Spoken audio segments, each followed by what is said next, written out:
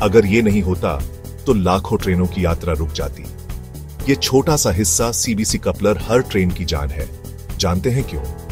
CBC यानी centre buffer coupler एक ऐसा जुड़ाव यंत्र जो दो कोचों को मजबूती से जोड़ता है। ये कपलर ऑटोमेटिक होता है और झटका लगने पर ऊर्जा को सोख लेता है।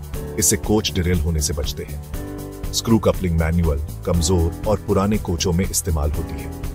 वहीं सीबीसी कपलर ऑटोमेटिक मजबूत है और इसका एंटी क्लाइंबिंग सिस्टम कोचों को एक दूसरे पर चढ़ने से रोकता है।